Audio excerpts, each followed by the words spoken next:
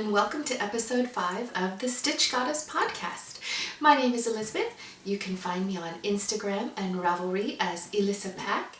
Show notes for this podcast can be found on my blog, which is thestitchgoddess.com. I'm joined today by my very special co-host, Eddie. His full name is Sir Fluffy Eddie McFluff, but we just call him Eddie. And he's very happy to see me, and I'm happy to see him. I had a short business trip, and I've been gone, so he's not really letting me out of his sight, and he's very happy. I don't know, can you hear him purring? He's very happy. Well, it's been a little while since I've podcasted, and I have lots to share. Not as much as I had hoped, but some really good news. I've got some work in progress, some finished objects, some upcoming knitting that I'm going to be doing, and something new that I want to share. So my finished objects, I am really pleased. I finished my pattern weights. These are all these little tetrahedrons of some batik that I had in my stash, and they're filled with some rice, and they have a very nice weight to them, not too heavy, not too light.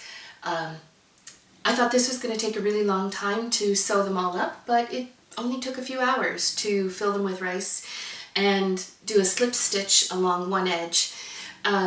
It took a lot more rice than I expected. Each one of these takes about 2.5 to 3 tablespoons of rice. So that was a big surprise, but they're all finished, and that was a really fun project. That was a free pattern that I found on the blog Tea Rose Home, and was really a great project. I'm also really happy to share, okay, there you go, Eddie, thank you, that I have finished my Artifice Shawl by Hunter Hammerson. This is from her Curls 2 book. This is the Artifice pattern, and this was the Dream in Color yarn, the Jilly base, in the Tidal colorway, and you can start to see where the curl kind of gets its name. It is starting to really curl around, and I just finished this last night. I got a lot of work done on this thanks to the flights that I had to take and some jet lag last night where I was up until almost 1, and I just decided to finish it. I had hoped that I would be able to get 12 complete repeats of the pattern, but in the end I didn't have enough yarn in order to finish the repeat plus the finishing row and then the bind off. So I have about 11 grams left out of a skein that weighed 113 grams at the beginning. And I'm really pleased with how this turned out. The only thing that I wish I had done differently was to use a larger needle. I followed the ball band, and it had information about using a US 1 to 2 sized needle. And so I used a Knitter's Pride 40-inch, 100 centimeter cable needle. It's the 2.25 millimeters, it's a US 1. And even though it turned out just fine, I think around the 8th repeat, I realized that this was looking really, really small, and it just didn't seem like it was going to be as large as I would like. But I think the next step is to give it a nice soak and then block it aggressively and see how much stretch I can get out of it. But in the end, I think it will still look really nice as just a very short shawl, and something maybe to pair with a really nice coat. I think that would look really nice. I'm really, really happy with how that turned out. So I took this was the only project that I took with me on my trip, and so I was debating taking 2 projects, but I'm really glad I only took 1 because it forced me to work on it and to make a lot of progress, and now it's done, so hooray! That's all I have for finished objects right now. I still have a few works in progress. I am working on my Tacit hand warmers by Hunter Hammerson. This is in Madeline Tosh Merino Light in Snake. No thank you. I need help opening it. Can I wait until I'm done? Sure. Thank you. This is, I did 1 repeat of the pattern and I've already started to increase for the thumb, and so now I'm just going until it's sort of the middle of the hand. I don't want these to be very long. I just want small hand warmers, and I thought perhaps I might have missed my window of opportunity to finish these for the winter. It's already past the vernal equinox, so it's springtime, but we also had some snow last week, so you never know if we're going to get another bit of snow. So this is coming along really well, as is this lace dress by Knitting for Olive, and I have completed the skirt and the this is the front, and so it is attached completely right there.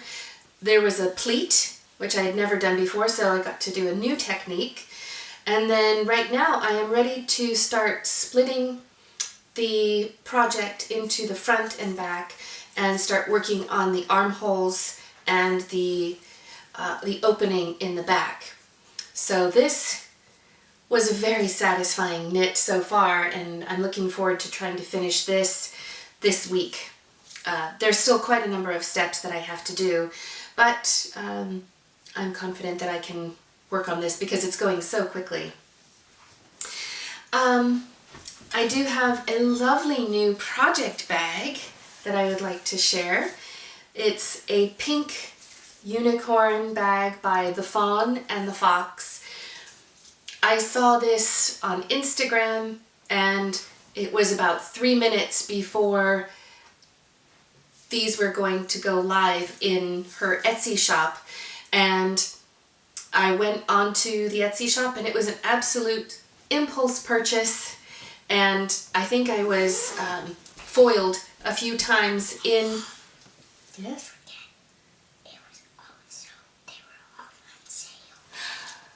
Well, they weren't necessarily on sale. I paid full price.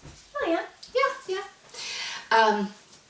And so I had a different one in my shopping cart and then it wasn't available, and so this was the very last pink unicorn bag that I could grab, and it already has 4 balls of yarn for my next project, which is going to be the Kingston tunic by Andrea Mowry. And I'm going to be using the recommended yarn by Wool Days. This is the Scout. It's Merino Australian, a single source West Australian certified biodynamic merino wool. And this is the blueberry colorway. So I'm going to enjoy knitting this and take my time throughout the summer and have this sweater, this tunic ready for fall. I'm really looking forward to that. And I have 4 balls of yarn in here, and I still have lots of room, at least to get started. So, very nice bag. It's, I think I'm just going to really enjoy working with this. And the last project that I have upcoming for knitting is a Rowan sweater. The pattern is, I think it's called Ivy.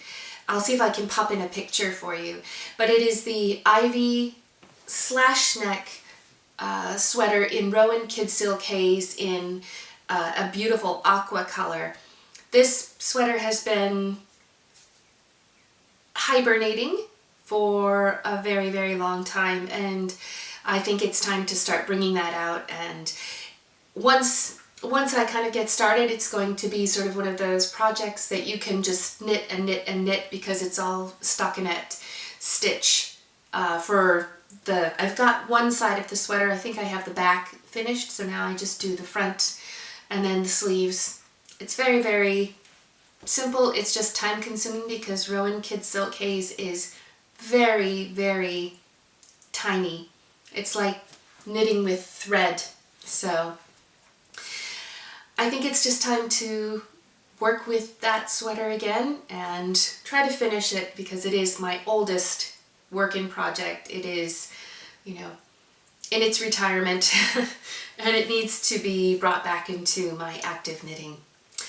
That's everything I have today. Thank you for watching and happy knitting. Bye-bye.